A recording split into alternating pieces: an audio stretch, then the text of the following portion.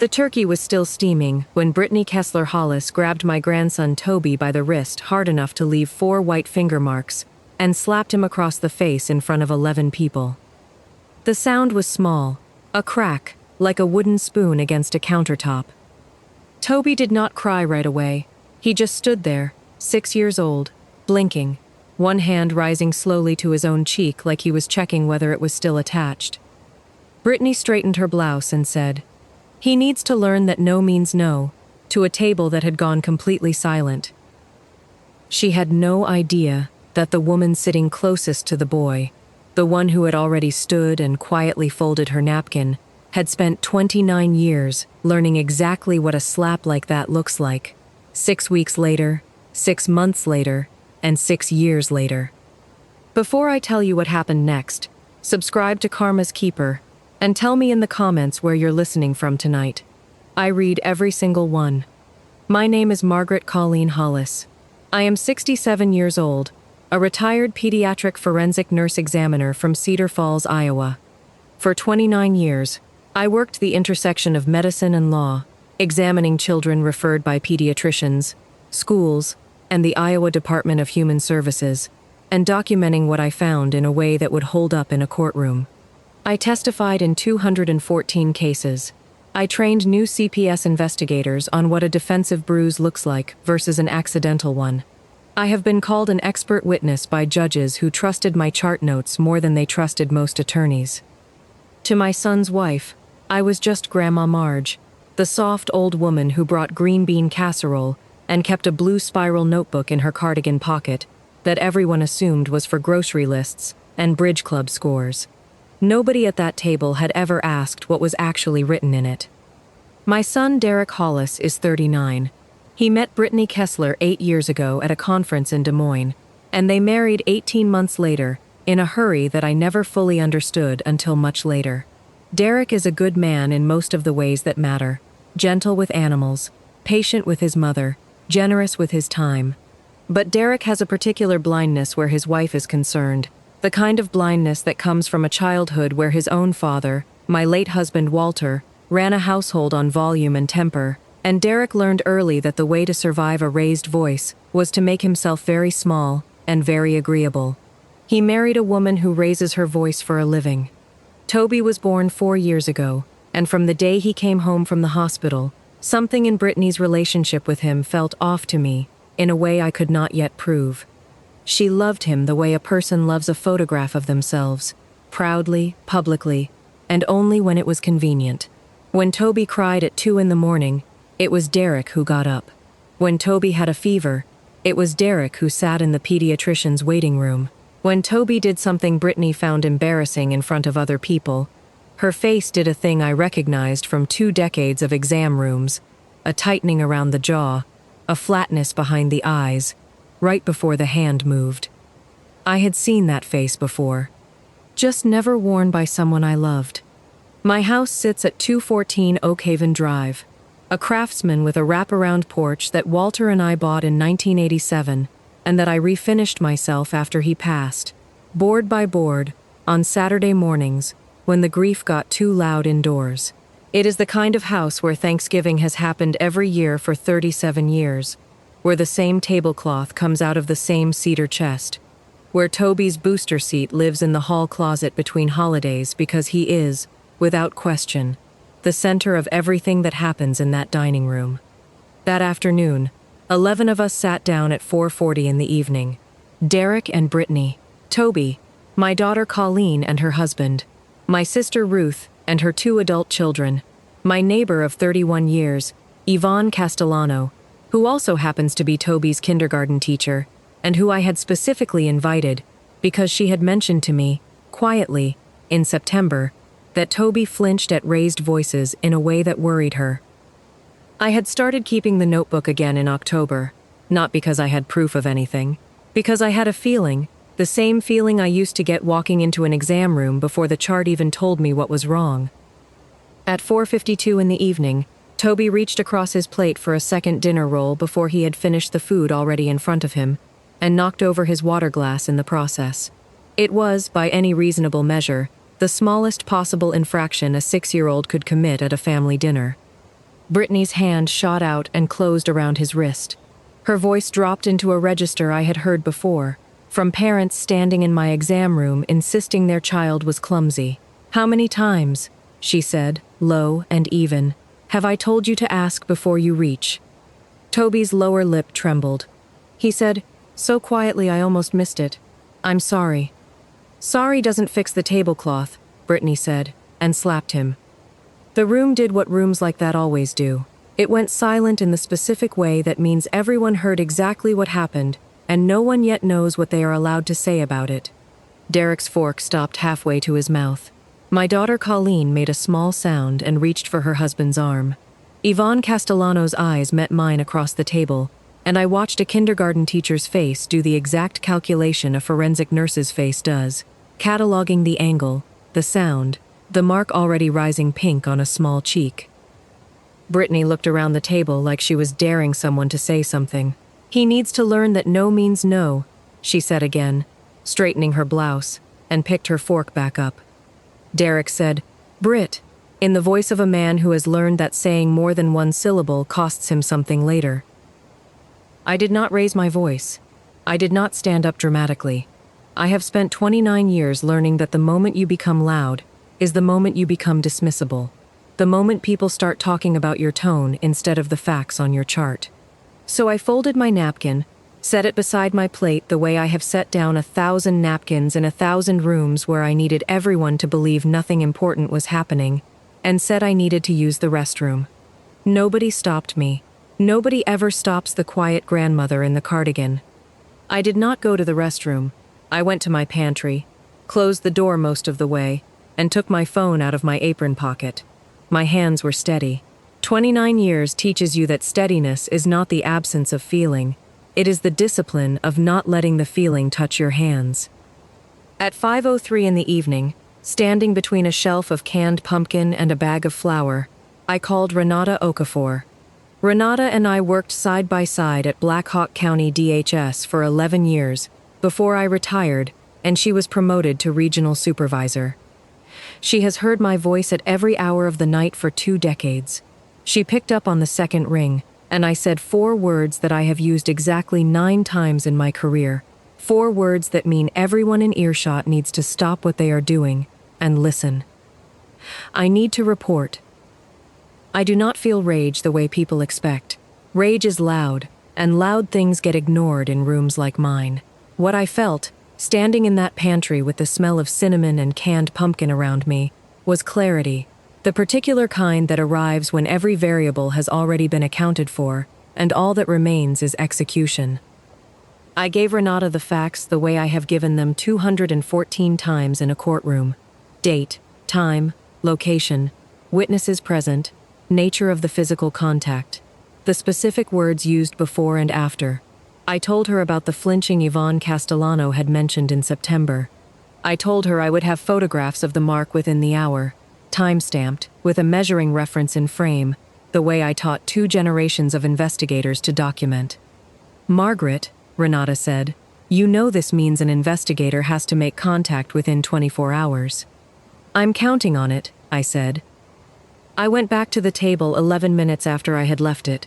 Nobody had noticed the length of my absence except Yvonne, who caught my eye once and gave a small, private nod.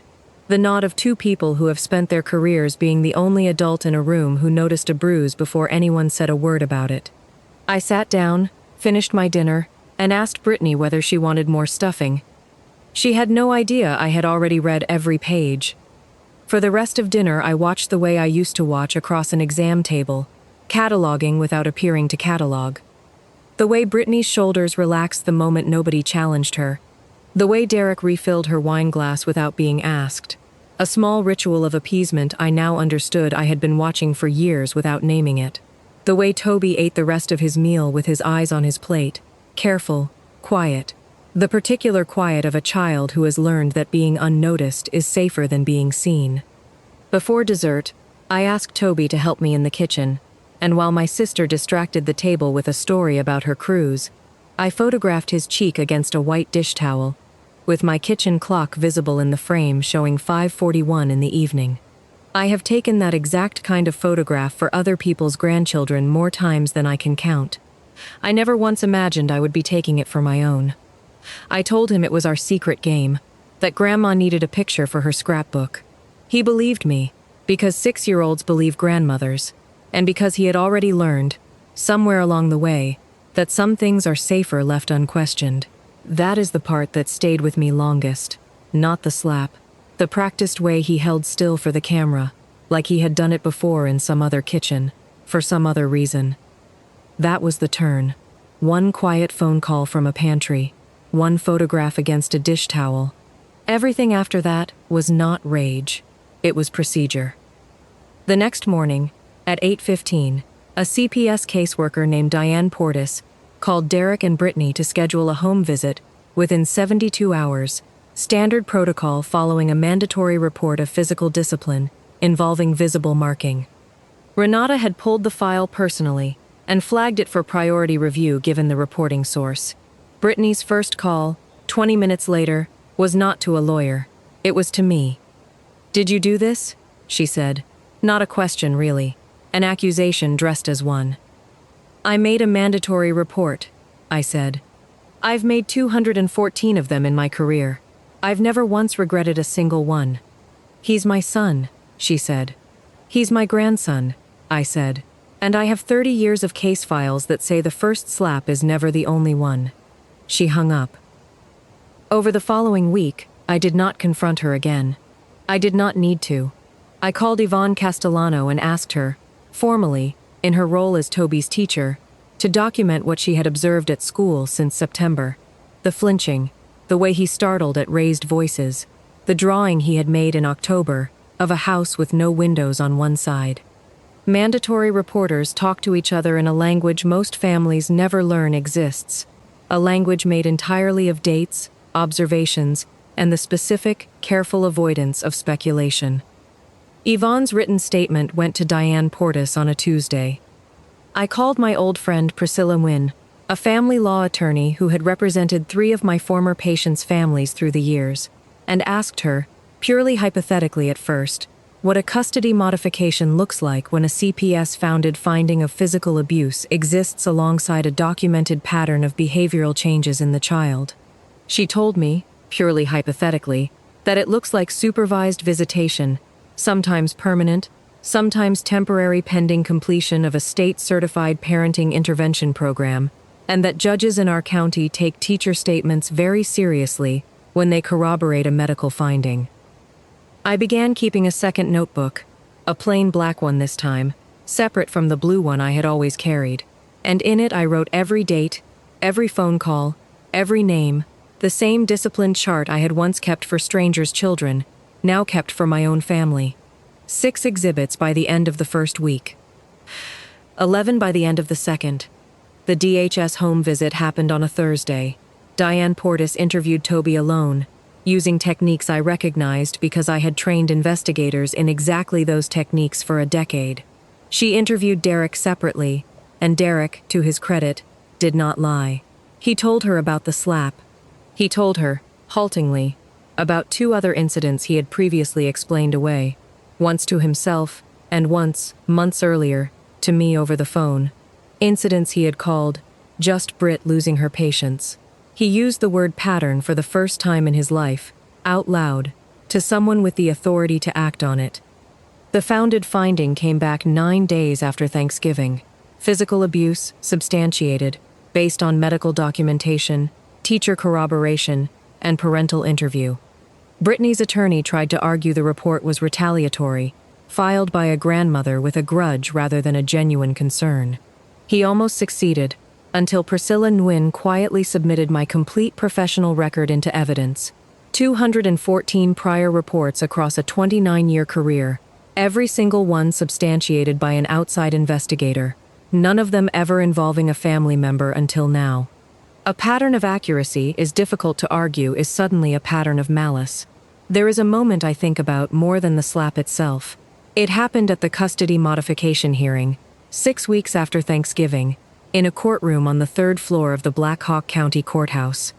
Brittany sat at the petitioner's table in a gray suit, composed, confident, the way she had always been confident, certain that her charm and her volume would carry the room the way they had carried every room she had ever walked into. When Priscilla read my professional credentials into the record, 214 cases, 29 years, trained investigators across 3 counties, I watched something happen to Brittany's face that I had spent a career watching happen to other people's faces. The exact second a person realizes the harmless woman across the table was never harmless at all. Her jaw tightened, and then, for one flicker of a second, it did not tighten. It simply fell. Derek, sitting beside her, put his head in his hands and made a sound I had never heard a grown man make, not even his own father, not even at Walter's funeral. It was the sound of a man finally hearing, out loud, in a courtroom, every quiet accommodation he had made for 8 years, laid end to end and given a name. The judge granted supervised visitation only, pending Brittany's completion of a state-certified anger management and parenting intervention program, minimum 6 months, with judicial review before any expansion of contact. Derek was granted primary physical custody.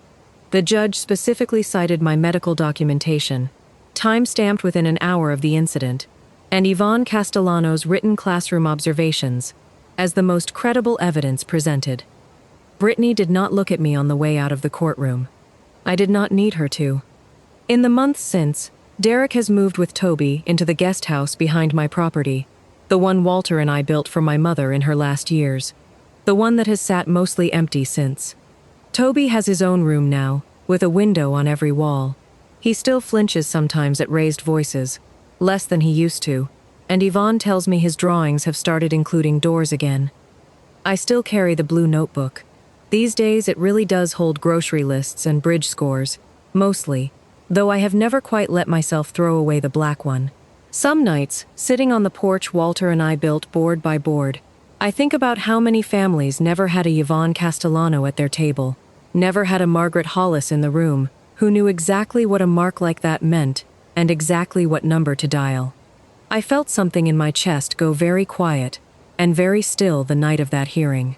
Not triumph, something closer to grief for the years before I knew what I was looking at in my own family, mixed with something like relief that this time, unlike so many charts I had closed in my career without ever learning the ending, I got to watch this one all the way through. They will call you difficult when you start writing things down. Let them. Difficult women do not lose their grandsons. Patience is not passive. Patience is a grandmother filling a notebook, while everyone assumes she is only keeping score at bridge. The most dangerous woman in any room is the one everyone forgot was trained to notice everything. If you stayed with me to the end, I am grateful. Hit like if it meant something to you. Subscribe to Karma's Keeper so the next one finds you. And tell me in the comments, have you ever been the quiet one in the room who saw exactly what was happening while everyone else looked away? I will be reading. Take care of each other out there, especially the small ones who are still learning it is safe to reach for a second role.